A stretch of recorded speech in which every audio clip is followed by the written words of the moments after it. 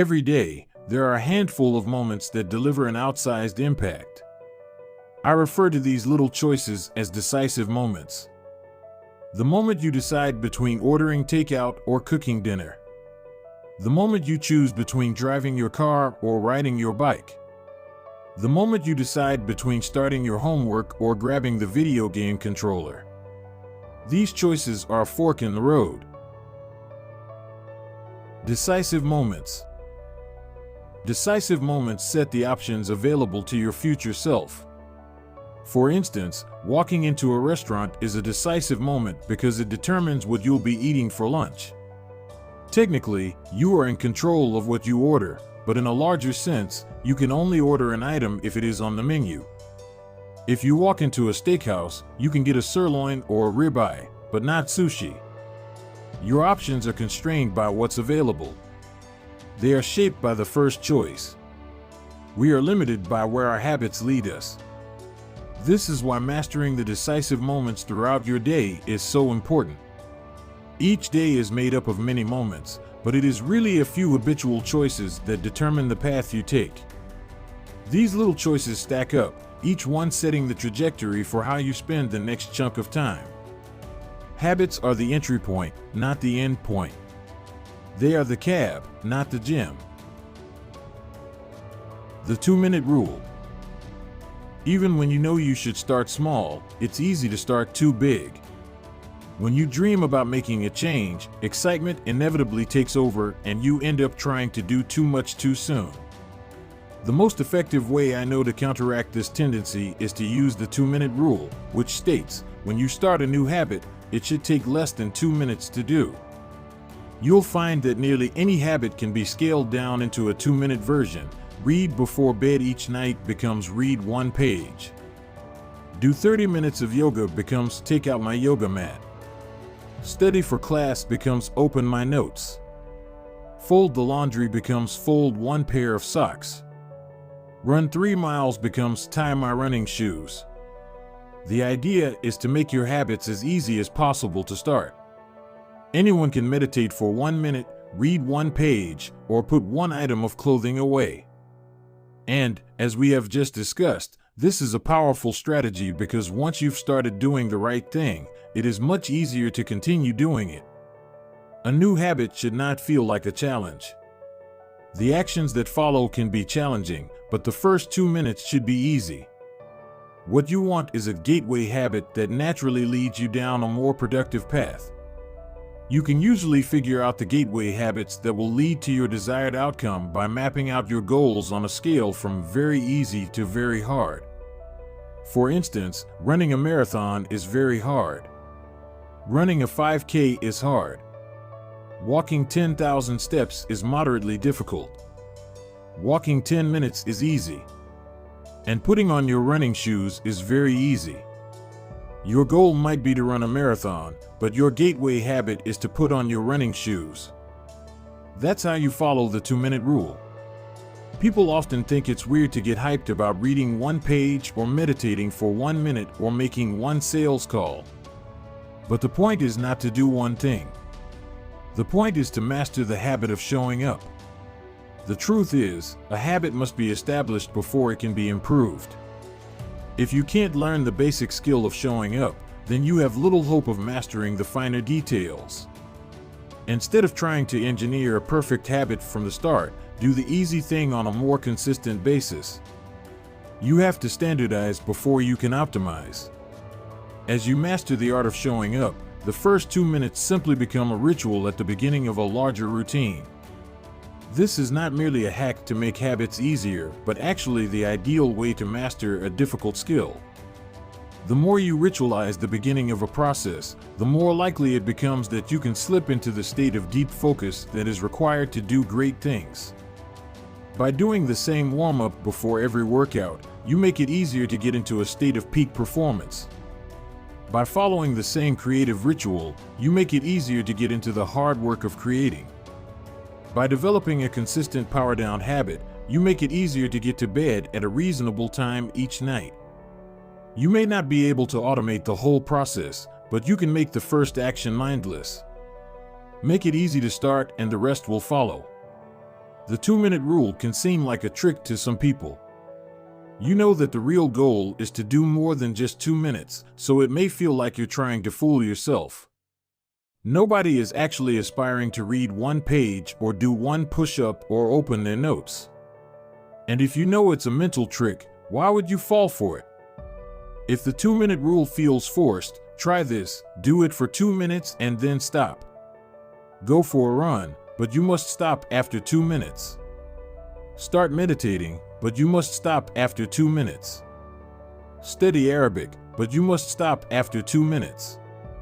It's not a strategy for starting, it's the whole thing. Your habit can only last 120 seconds. One of my readers used this strategy to lose over 100 pounds. In the beginning, he went to the gym each day, but he told himself he wasn't allowed to stay for more than 5 minutes. He would go to the gym, exercise for 5 minutes, and leave as soon as his time was up. After a few weeks, he looked around and thought, well, I'm always coming here anyway. I might as well start staying a little longer. A few years later, the weight was gone. Journaling provides another example. Nearly everyone can benefit from getting their thoughts out of their head and onto paper, but most people give up after a few days or avoid it entirely because journaling feels like a chore. The secret is to always stay below the point where it feels like work. Greg McEwen, a leadership consultant from the United Kingdom, built a daily journaling habit by specifically writing less than he felt like. He always stopped journaling before it seemed like a hassle. Ernest Hemingway believed in similar advice for any kind of writing. The best way is to always stop when you are going good, he said. Strategies like this work for another reason, too. They reinforce the identity you want to build. If you show up at the gym 5 days in a row, even if it's just for 2 minutes, you are casting votes for your new identity. You're not worried about getting in shape. You're focused on becoming the type of person who doesn't miss workouts. You're taking the smallest action that confirms the type of person you want to be. We rarely think about change this way because everyone is consumed by the end goal. But 1 push-up is better than not exercising. 1 minute of guitar practice is better than none at all. 1 minute of reading is better than never picking up a book. It's better to do less than you hope than to do nothing at all. At some point, once you've established the habit and you're showing up each day, you can combine the 2-minute rule with a technique we call habit shaping to scale your habit back up toward your ultimate goal. Start by mastering the first 2 minutes of the smallest version of the behavior. Then, advance to an intermediate step and repeat the process, focusing on just the first 2 minutes and mastering that stage before moving on to the next level. Eventually, you'll end up with the habit you had originally hoped to build while still keeping your focus where it should be, on the first 2 minutes of the behavior. Examples of habit shaping. Becoming an early riser. Phase 1. Be home by 10 p.m. every night. Phase 2. Have all devices, TV, phone, etc., turned off by 10 p.m. every night. Phase 3. Be in bed by 10 p.m. every night, reading a book, talking with your partner. Phase 4. Lights off by 10 p.m. every night. Phase 5. Wake up at 6 a.m. every day. Becoming vegan. Phase 1. Start eating vegetables at each meal. Phase 2. Stop eating animals with 4 legs, cow, pig, lamb, etc. Phase 3. Stop eating animals with 2 legs, chicken, turkey, etc. Phase 4. Stop eating animals with no legs, fish, clams, scallops, etc. Phase 5. Stop eating all animal products, eggs, milk, cheese. Starting to exercise. Phase 1. Change into workout clothes. Phase 2. Step out the door, try taking a walk. Phase 3. Drive to the gym, exercise for 5 minutes, and leave. Phase 4. Exercise for 15 minutes at least once per week. Phase 5. Exercise 3 times per week. Nearly any larger life goal can be transformed into a 2-minute behavior. I want to live a healthy and long life greater than I need to stay in shape, greater than I need to exercise, greater than I need to change into my workout clothes. I want to have a happy marriage, greater than I need to be a good partner, greater than I should do something each day to make my partner's life easier, greater than I should meal plan for next week. Whenever you are struggling to stick with a habit, you can employ the 2-minute rule. It's a simple way to make your habits easy. Chapter Summary. Habits can be completed in a few seconds, but continue to impact your behavior for minutes or hours afterward. Many habits occur at decisive moments, choices that are like a fork in the road, and either send you in the direction of a productive day or an unproductive one. The 2-minute rule states, when you start a new habit, it should take less than 2 minutes to do. The more you ritualize the beginning of a process, the more likely it becomes that you can slip into the state of deep focus that is required to do great things. Standardize before you optimize. You can't improve a habit that doesn't exist. Chapter 14. How to make good habits inevitable and bad habits impossible. In the summer of 1830, Victor Hugo was facing an impossible deadline. 12 months earlier, the French author had promised his publisher a new book. But instead of writing, he spent that year pursuing other projects, entertaining guests, and delaying his work. Frustrated, Hugo's publisher responded by setting a deadline less than 6 months away. The book had to be finished by February 1831. Hugo concocted a strange plan to beat his procrastination. He collected all of his clothes and asked an assistant to lock them away in a large chest. He was left with nothing to wear except a large shawl. Lacking any suitable clothing to go outdoors, he remained in his study and wrote furiously during the fall and winter of 1830.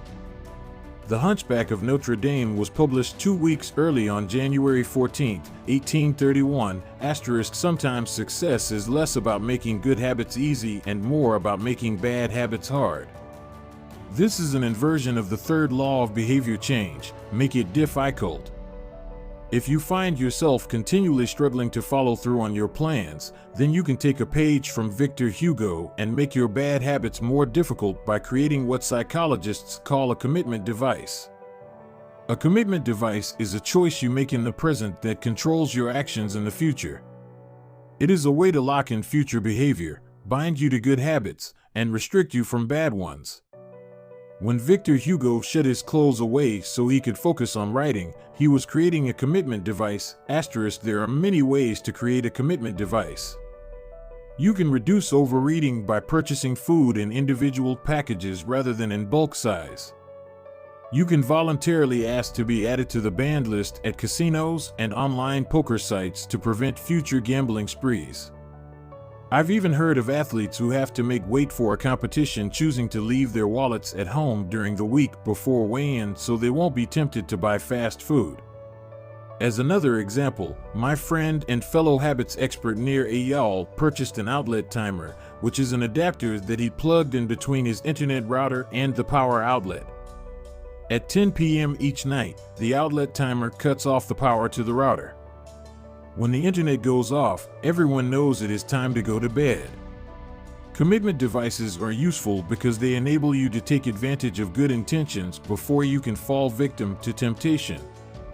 Whenever I'm looking to cut calories, for example, I will ask the waiter to split my meal and box half of it to go before the meal is served. If I waited until the meal came out and told myself I'll just eat half, it would never work. The key is to change the task such that it requires more work to get out of the good habit than to get started on it. If you're feeling motivated to get in shape, schedule a yoga session and pay ahead of time.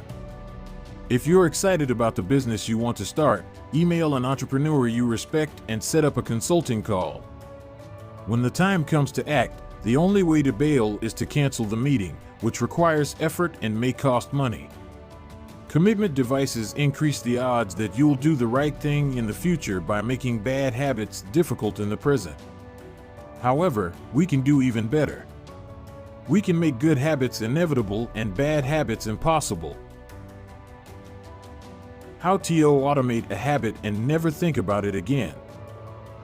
John Henry Patterson was born in Dayton, Ohio, in 1844. He spent his childhood doing chores on the family farm and working shifts at his father's sawmill. After attending college at Dartmouth, Patterson returned to Ohio and opened a small supply store for coal miners. It seemed like a good opportunity. The store faced little competition and enjoyed a steady stream of customers, but still struggled to make money. That was when Patterson discovered his employees were stealing from him. In the mid-1800s, employee theft was a common problem. Receipts were kept in an open drawer and could easily be altered or discarded. There were no video cameras to review behavior and no software to track transactions. Unless you were willing to hover over your employees every minute of the day, or to manage all transactions yourself, it was difficult to prevent theft. As Patterson mulled over his predicament, he came across an advertisement for a new invention called Ritty's Incorruptible Cashier. Designed by fellow Dayton resident James Ritty, it was the first cash register. The machine automatically locked the cash and receipts inside after each transaction. Patterson bought 2 for $50 each. Employee theft at his store vanished overnight. In the next 6 months, Patterson's business went from losing money to making $5,000 in profit, the equivalent of more than $100,000 today. Patterson was so impressed with the machine that he changed businesses. He bought the rights to Ritty's invention and opened the National Cash Register Company. 10 years later, National Cash Register had over 1,000 employees and was on its way to becoming one of the most successful businesses of its time. The best way to break a bad habit is to make it impractical to do. Increase the friction until you don't even have the option to act. The brilliance of the cash register was that it automated ethical behavior by making stealing practically impossible. Rather than trying to change the employees, it made the preferred behavior automatic. Some actions, like installing a cash register, pay off again and again. These one-time choices require a little bit of effort up front, but create increasing value over time. I'm fascinated by the idea that a single choice can deliver returns again and again, and I surveyed my readers on their favorite one-time actions that lead to better long-term habits. The table on the following page shares some of the most popular answers. I'd wager that if the average person were to simply do half of the one-time actions on this list, even if they didn't give another thought to their habits, most would find themselves living a better life a year from now. These one-time actions are a straightforward way to employ the third law of behavior change. They make it easier to sleep well, eat healthy, be productive, save money, and generally live better. One-time actions that lock in good habits. Nutrition. Buy a water filter to clean your drinking water. Use smaller plates to reduce caloric intake. Sleep. Buy a good mattress. Get blackout curtains. Remove your television from your bedroom. Productivity. Unsubscribe from emails. Turn off notifications and mute group chats. Set your phone to silent. Use email filters to clear up your inbox. Delete games and social media apps on your phone. Happiness. Get a dog. Move to a friendly, social neighborhood. General health. Get vaccinated. Buy good shoes to avoid back pain. Buy a supportive chair or standing desk. Finance. Enroll in an automatic savings plan. Set up automatic bill pay. Cut cable service. Ask service providers to lower your bills. Of course, there are many ways to automate good habits and eliminate bad ones. Typically, they involve putting technology to work for you. Technology can transform actions that were once hard, annoying, and complicated into behaviors that are easy, painless, and simple. It is the most reliable and effective way to guarantee the right behavior. This is particularly useful for behaviors that happen too infrequently to become habitual. Things you have to do monthly or yearly, like rebalancing your investment portfolio, are never repeated frequently enough to become a habit, so they benefit in particular from technology remembering to do them for you. Other examples include medicine. Prescriptions can be automatically refilled. Personal finance. Employees can save for retirement with an automatic wage deduction. Cooking. Meal delivery services can do your grocery shopping. Productivity. Social media browsing can be cut off with a website blocker. When you automate as much of your life as possible, you can spend your effort on the tasks machines cannot do yet. Each habit that we hand over to the authority of technology frees up time and energy to pour into the next stage of growth. As mathematician and philosopher Alfred North Whitehead wrote, civilization advances by extending the number of operations we can perform without thinking about them. Of course, the power of technology can work against us as well. Binge watching becomes a habit because you have to put more effort in to stop looking at the screen than to continue doing so. Instead of pressing a button to advance to the next episode, Netflix or YouTube will autoplay it for you. All you have to do is keep your eyes open. Technology creates a level of convenience that enables you to act on your smallest whims and desires. At the mere suggestion of hunger, you can have food delivered to your door. At the slightest hint of boredom, you can get lost in the vast expanse of social media. When the effort required to act on your desires becomes effectively zero, you can find yourself slipping into whatever impulse arises at the moment. The downside of automation is that we can find ourselves jumping from easy task to easy task without making time for more difficult, but ultimately more rewarding, work. I often find myself gravitating toward social media during any downtime. If I feel bored for just a fraction of a second, I reach for my phone. It's easy to write off these minor distractions as just taking a break, but over time they can accumulate into a serious issue. The constant tug of just one more minute can prevent me from doing anything of consequence. I'm not the only one. The average person spends over 2 hours per day on social media. What could you do with an extra 600 hours per year? During the year I was writing this book, I experimented with a new time management strategy. Every Monday, my assistant would reset the passwords on all my social media accounts, which logged me out on each device. All week I worked without distraction. On Friday, she would send me the new passwords. I had the entire weekend to enjoy what social media had to offer until Monday morning when she would do it again. If you don't have an assistant, team up with a friend or family member and reset each other's passwords each week. One of the biggest surprises was how quickly I adapted. Within the first week of locking myself out of social media, I realized that I didn't need to check it nearly as often as I had been, and I certainly didn't need it each day. It had simply been so easy that it had become the default. Once my bad habit became impossible, I discovered that I did actually have the motivation to work on more meaningful tasks. After I removed the mental candy from my environment, it became much easier to eat the healthy stuff.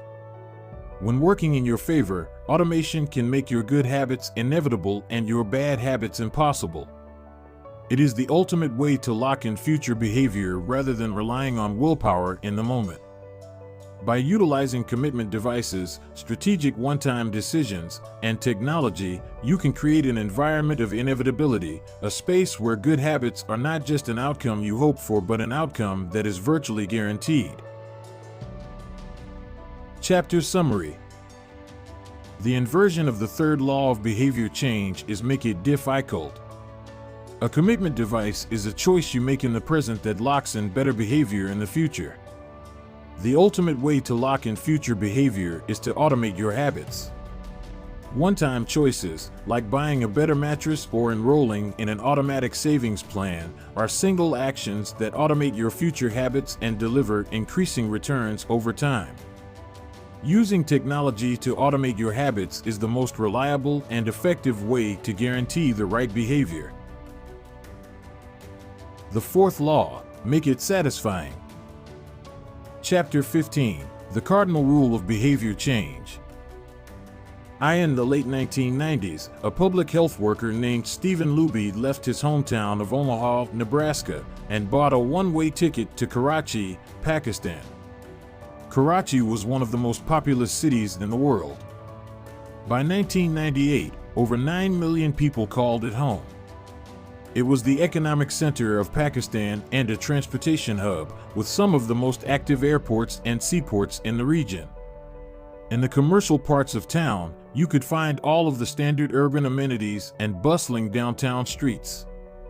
But Karachi was also one of the least livable cities in the world. Over 60% of Karachi's residents lived in squatter settlements and slums. These densely packed neighborhoods were filled with makeshift houses cobbled together from old boards, cinder blocks, and other discarded materials. There was no waste removal system, no electricity grid, no clean water supply. When dry, the streets were a combination of dust and trash. When wet, they became a muddy pit of sewage. Mosquito colonies thrived in pools of stagnant water, and children played among the garbage. The unsanitary conditions lead to widespread illness and disease. Contaminated water sources caused epidemics of diarrhea, vomiting, and abdominal pain. Nearly 1/3 of the children living there were malnourished. With so many people crammed into such a small space, viruses and bacterial infections spread rapidly. It was this public health crisis that had brought Stephen Luby to Pakistan. Luby and his team realized that in an environment with poor sanitation, the simple habit of washing your hands could make a real difference in the health of the residents. But they soon discovered that many people were already aware that hand washing was important. And yet, despite this knowledge, many residents were washing their hands in a haphazard fashion. Some people would just run their hands under the water quickly. Others would only wash one hand. Many would simply forget to wash their hands before preparing food. Everyone said hand washing was important, but few people made a habit out of it. The problem wasn't knowledge. The problem was consistency. That was when Luby and his team partnered with Procter & Gamble to supply the neighborhood with Safeguard soap. Compared to your standard bar of soap, using Safeguard was a more enjoyable experience. In Pakistan, Safeguard was a premium soap, Luby told me. The study participants commonly mentioned how much they liked it. The soap foamed easily, and people were able to lather their hands with suds. It smelled great. Instantly, hand washing became slightly more pleasurable. I see the goal of hand washing promotion not as behavior change, but as habit adoption, Luby said. It is a lot easier for people to adopt a product that provides a strong positive sensory signal, for example the mint taste of toothpaste, than it is to adopt a habit that does not provide pleasurable sensory feedback, like flossing one's teeth.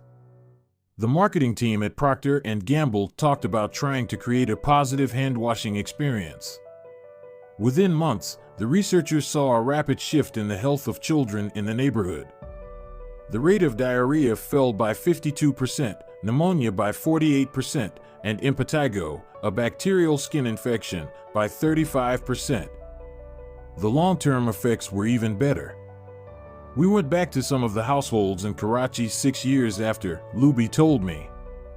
Over 95% of households who had been given the soap for free and encouraged to wash their hands had a hand-washing station with soap and water available when our study team visited. We had not given any soap to the intervention group for over 5 years, but during the trial they had become so habituated to wash their hands that they had maintained the practice. It was a powerful example of the fourth and final law of behavior change: make it satisfying. We are more likely to repeat a behavior when the experience is satisfying. This is entirely logical. Feelings of pleasure, even minor ones like washing your hands with soap that smells nice and lathers well, are signals that tell the brain, this feels good. Do this again next time. Pleasure teaches your brain that a behavior is worth remembering and repeating. Take the story of chewing gum. Chewing gum had been sold commercially throughout the 1800s, but it wasn't until Wrigley launched in 1891 that it became a worldwide habit. Early versions were made from relatively bland resins, chewy, but not tasty. Wrigley revolutionized the industry by adding flavors like spearmint and juicy fruit, which made the product flavorful and fun to use. Then they went a step further and began pushing chewing gum as a pathway to a clean mouth. Advertisements told readers to refresh your taste. Tasty flavors and the feeling of a fresh mouth provided little bits of immediate reinforcement and made the product satisfying to use. Consumption skyrocketed, and Wrigley became the largest chewing gum company in the world. Toothpaste had a similar trajectory. Manufacturers enjoyed great success when they added flavors like spearmint, peppermint, and cinnamon to their products. These flavors don't improve the effectiveness of toothpaste. They simply create a clean mouth feel and make the experience of brushing your teeth more pleasurable. My wife actually stopped using Sensodyne because she didn't like the aftertaste. She switched to a brand with a stronger mint flavor, which proved to be more satisfying. Conversely, if an experience is not satisfying, we have little reason to repeat it. In my research, I came across the story of a woman who had a narcissistic relative who drove her nuts. In an attempt to spend less time with this egomaniac, she acted as dull and as boring as possible whenever he was around. Within a few encounters, he started avoiding her because he found her so uninteresting. Stories like these are evidence of the cardinal rule of behavior change: what is rewarded is repeated. What is punished is avoided. You learn what to do in the future based on what you were rewarded for doing or punished for doing in the past. Positive emotions cultivate habits. Negative emotions destroy them. The first three laws of behavior change: make it obvious, make it attractive, and make it easy, increase the odds that a behavior will be performed this time. The fourth law of behavior change, make it satisfying, increases the odds that a behavior will be repeated next time. It completes the habit loop. But there is a trick. We are not looking for just any type of satisfaction. We are looking for immediate satisfaction. The mismatch between immediate and delayed rewards. Imagine you're an animal roaming the plains of Africa, a giraffe or an elephant or a lion. On any given day, most of your decisions have an immediate impact. You are always thinking about what to eat or where to sleep or how to avoid a predator. You are constantly focused on the present or the very near future. You live in what scientists call an immediate return environment because your actions instantly deliver clear and immediate outcomes. Now switch back to your human self. In modern society, many of the choices you make today will not benefit you immediately. If you do a good job at work, you'll get a paycheck in a few weeks. If you exercise today, perhaps you won't be overweight next year. If you save money now, maybe you'll have enough for retirement decades from now. You live in what scientists call a delayed return environment because you can work for years before your actions deliver the intended payoff. The human brain did not evolve for life in a delayed return environment. The earliest remains of modern humans, known as Homo sapiens sapiens, are approximately 200,000 years old. These were the first humans to have a brain relatively similar to ours. In particular, the neocortex, the newest part of the brain and the region responsible for higher functions like language, was roughly the same size 200,000 years ago as today. You are walking around with the same hardware as your Paleolithic ancestors. It is only recently, during the last 500 years or so, that society has shifted to a predominantly delayed return environment. Compared to the age of the brain, modern society is brand new. In the last 100 years, we have seen the rise of the car, the airplane, the television, the personal computer, the internet, the smartphone, and Beyoncé. The world has changed much in recent years, but human nature has changed little. Similar to other animals on the African savanna, our ancestors spent their days responding to grave threats, securing the next meal, and taking shelter from a storm. It made sense to place a high value on instant gratification. The distant future was less of a concern. And after thousands of generations in an immediate return environment, our brains evolved to prefer quick payoffs to long-term ones. Behavioral economists refer to this tendency as time inconsistency. That is, the way your brain evaluates rewards is inconsistent across time. You value the present more than the future. Usually, this tendency serves us well. A reward that is certain right now is typically worth more than one that is merely possible in the future. But occasionally, our bias toward instant gratification causes problems. Why would someone smoke if they know it increases the risk of lung cancer? Why would someone overeat when they know it increases their risk of obesity? Why would someone have unsafe sex if they know it can result in sexually transmitted disease? Once you understand how the brain prioritizes rewards, the answers become clear. The consequences of bad habits are delayed while the rewards are immediate. Smoking might kill you in 10 years, but it reduces stress and eases your nicotine cravings now. Overeating is harmful in the long run but appetizing in the moment. Sex, safe or not, provides pleasure right away. Disease and infection won't show up for days or weeks, even years. Every habit produces multiple outcomes across time. Unfortunately, these outcomes are often misaligned. With our bad habits, the immediate outcome usually feels good, but the ultimate outcome feels bad. With good habits, it is the reverse. The immediate outcome is unenjoyable, but the ultimate outcome feels good. The French economist Frédéric Bastiat explained the problem clearly when he wrote, "It almost always happens that when the immediate consequence is favorable, the later consequences are disastrous, and vice versa."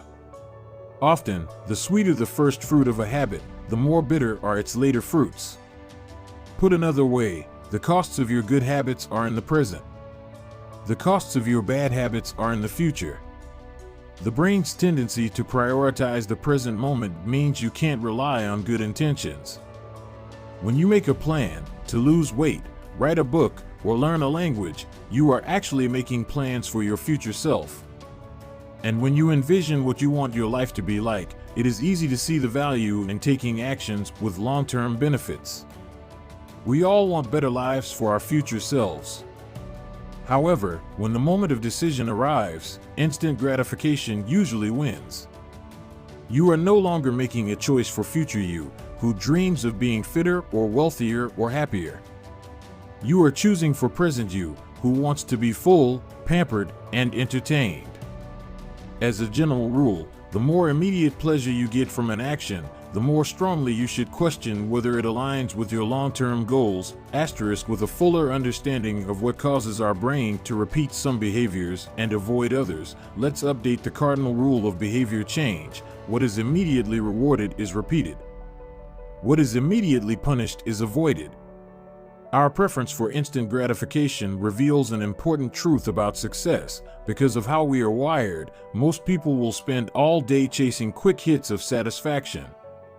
The road less traveled is the road of delayed gratification. If you're willing to wait for the rewards, you'll face less competition and often get a bigger payoff. As the saying goes, the last mile is always the least crowded. This is precisely what research has shown. People who are better at delaying gratification have higher SAT scores, lower levels of substance abuse, lower likelihood of obesity, better responses to stress, and superior social skills. We've all seen this play out in our own lives. If you delay watching television and get your homework done, you'll generally learn more and get better grades. If you don't buy desserts and chips at the store, you'll often eat healthier food when you get home. At some point, success in nearly every field requires you to ignore an immediate reward in favor of a delayed reward. Here's the problem: most people know that delaying gratification is the wise approach. They want the benefits of good habits, to be healthy, productive, at peace. But these outcomes are seldom top of mind at the decisive moment. Thankfully, it's possible to train yourself to delay gratification, but you need to work with the grain of human nature, not against it.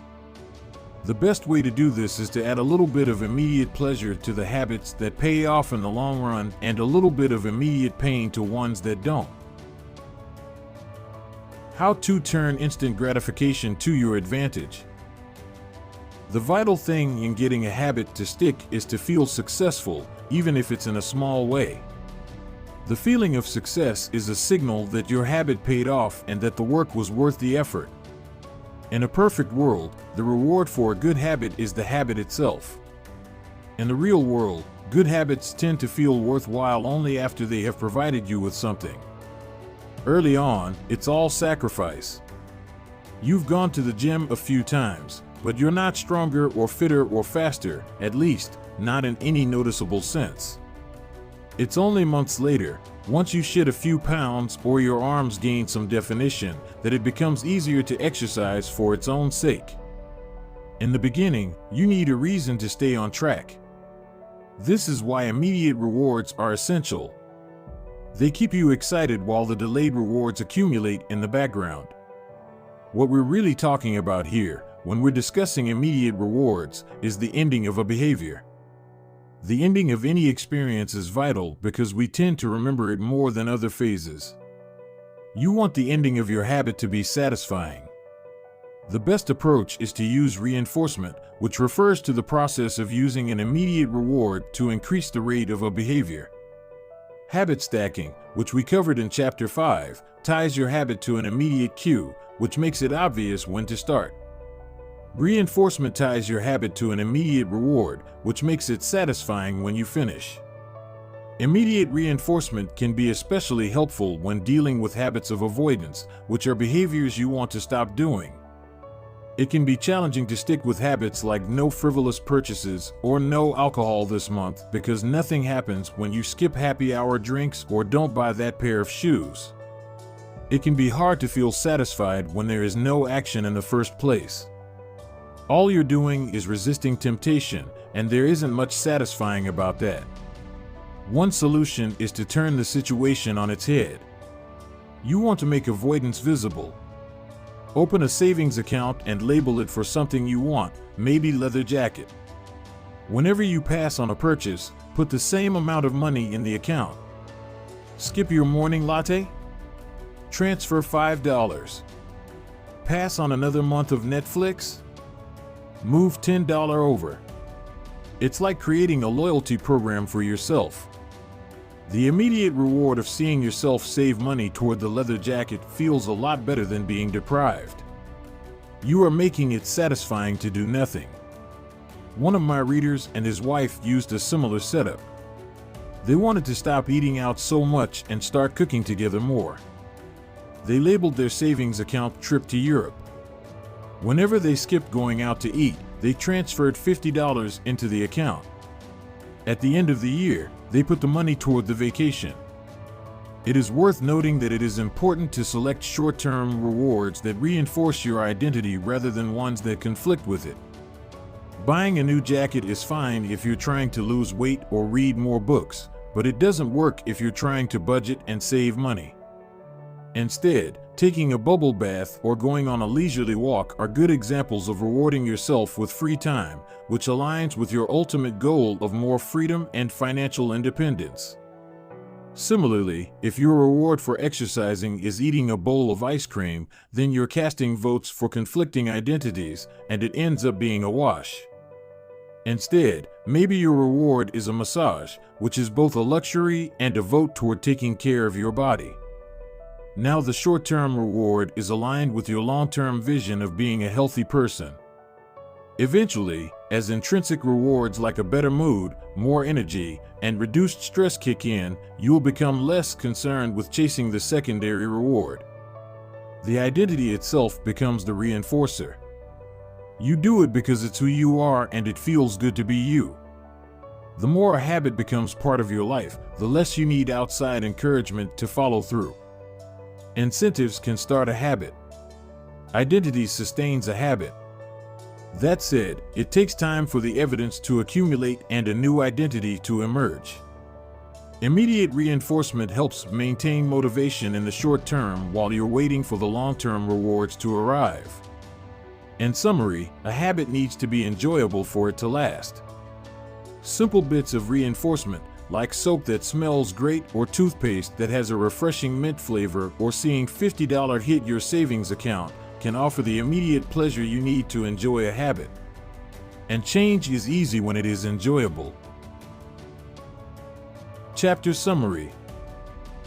The fourth law of behavior change is make it satisfying.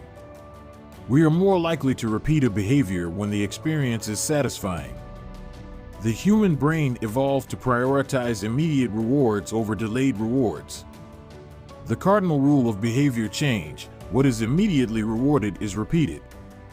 What is immediately punished is avoided. To get a habit to stick, you need to feel immediately successful, even if it's in a small way. The first three laws of behavior change: make it obvious, make it attractive, and make it easy, increase the odds that a behavior will be performed this time. The fourth law of behavior change, make it satisfying, increases the odds that a behavior will be repeated next time. Chapter 16. How to stick with good habits every day. In 1993, a bank in Abbotsford, Canada, hired a 23-year-old stockbroker named Trent Dersmid. Abbotsford was a relatively small suburb, tucked away in the shadow of nearby Vancouver, where most of the big business deals were being made. Given the location, and the fact that Dersmid was a rookie, nobody expected too much of him. But he made brisk progress thanks to a simple daily habit. Dersmid began each morning with 2 jars on his desk. One was filled with 120 paper clips. The other was empty. As soon as he settled in each day, he would make a sales call. Immediately after, he would move 1 paper clip from the full jar to the empty jar, and the process would begin again. Every morning I would start with 120 paper clips in 1 jar, and I would keep dialing the phone until I had moved them all to the second jar, he told me. Within 18 months, Dersmid was bringing in $5 million to the firm. By age 24, he was making $75,000 per year, the equivalent of $125,000 today. Not long after, he landed a 6-figure job with another company. I like to refer to this technique as the paperclip strategy, and, over the years, I've heard from readers who have employed it in a variety of ways. One woman shifted a hairpin from one container to another whenever she wrote a page of her book. Another man moved a marble from one bin to the next after each set of push-ups. Making progress is satisfying, and visual measures, like moving paper clips or hairpins or marbles, provide clear evidence of your progress. As a result, they reinforce your behavior and add a little bit of immediate satisfaction to any activity. Visual measurement comes in many forms: food journals, workout logs, loyalty punch cards, the progress bar on a software download, even the page numbers in a book. But perhaps the best way to measure your progress is with a habit tracker. How to keep your habits on track. A habit tracker is a simple way to measure whether you did a habit. The most basic format is to get a calendar and cross off each day you stick with your routine. For example, if you meditate on Monday, Wednesday, and Friday, each of those dates gets an X. As time rolls by, the calendar becomes a record of your habit streak. Countless people have tracked their habits, but perhaps the most famous was Benjamin Franklin. Beginning at age 20, Franklin carried a small booklet everywhere he went and used it to track 13 personal virtues. This list included goals like lose no time, be always employed in something useful, and avoid trifling conversation. At the end of each day, Franklin would open his booklet and record his progress. Jerry Seinfeld reportedly uses a habit tracker to stick with his streak of writing jokes. In the documentary Comedian, he explains that his goal is simply to never break the chain of writing jokes every day. In other words, he is not focused on how good or bad a particular joke is or how inspired he feels. He is simply focused on showing up and adding to his streak. Don't break the chain is a powerful mantra. Don't break the chain of sales calls and you'll build a successful book of business. Don't break the chain of workouts and you'll get fit faster than you'd expect. Don't break the chain of creating every day and you will end up with an impressive portfolio. Habit tracking is powerful because it leverages multiple laws of behavior change. It simultaneously makes a behavior obvious, attractive, and satisfying. Let's break down each one. Benefit number 1, habit tracking is obvious. Recording your last action creates a trigger that can initiate your next one. Habit tracking naturally builds a series of visual cues like the streak of X's on your calendar or the list of meals in your food log. When you look at the calendar and see your streak, you'll be reminded to act again. Research has shown that people who track their progress on goals like losing weight, quitting smoking, and lowering blood pressure are all more likely to improve than those who don't. One study of more than 1,600 people found that those who kept a daily food log lost twice as much weight as those who did not. The mere act of tracking a behavior can spark the urge to change it. Habit tracking also keeps you honest. Most of us have a distorted view of our own behavior. We think we act better than we do. Measurement offers one way to overcome our blindness to our own behavior and notice what's really going on each day.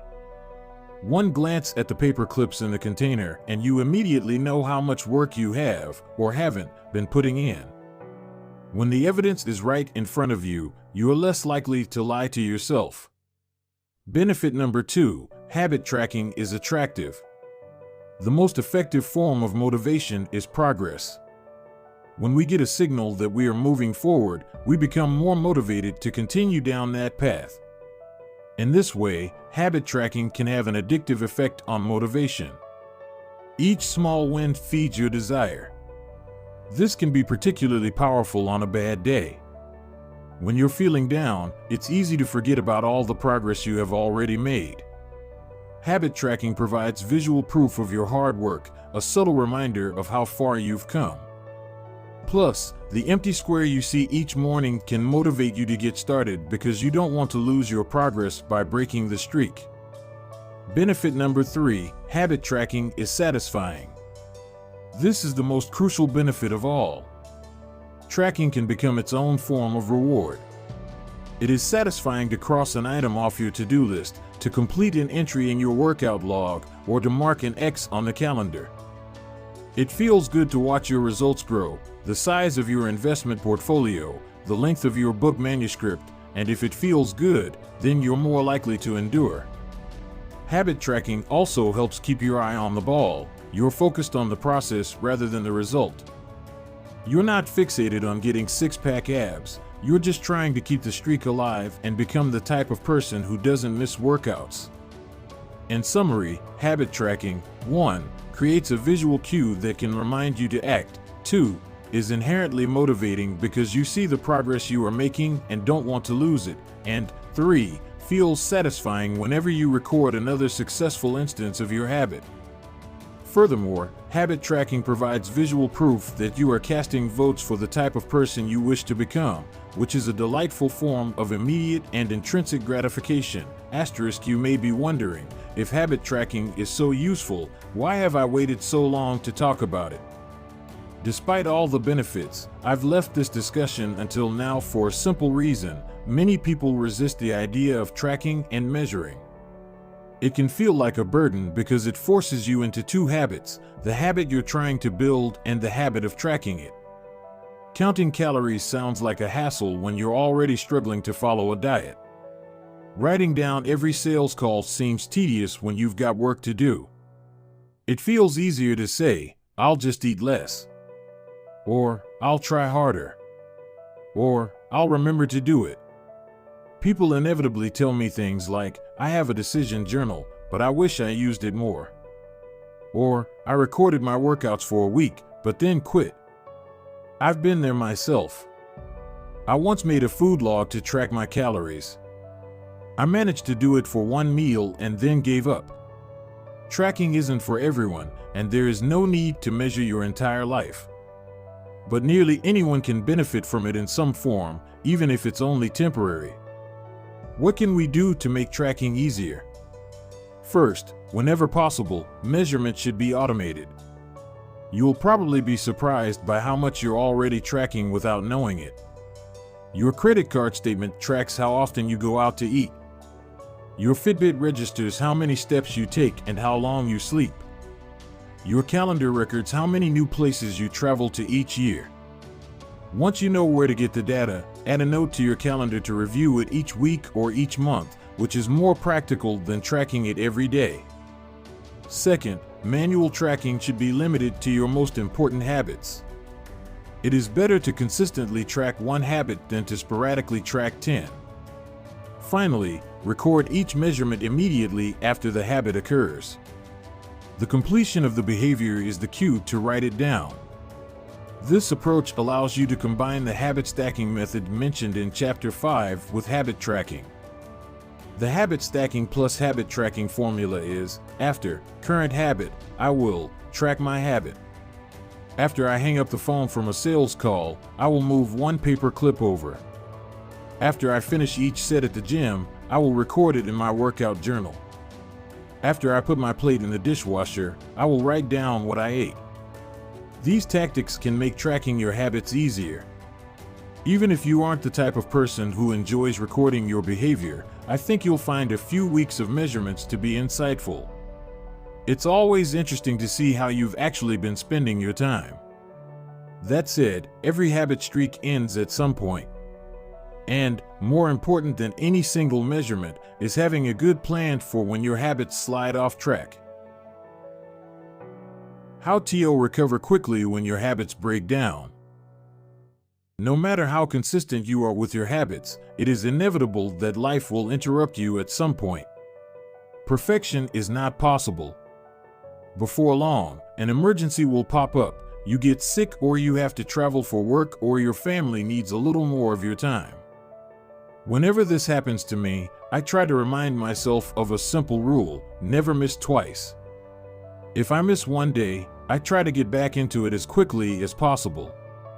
Missing one workout happens, but I'm not going to miss 2 in a row. Maybe I'll eat an entire pizza, but I'll follow it up with a healthy meal. I can't be perfect, but I can avoid a second lapse. As soon as one streak ends, I get started on the next one.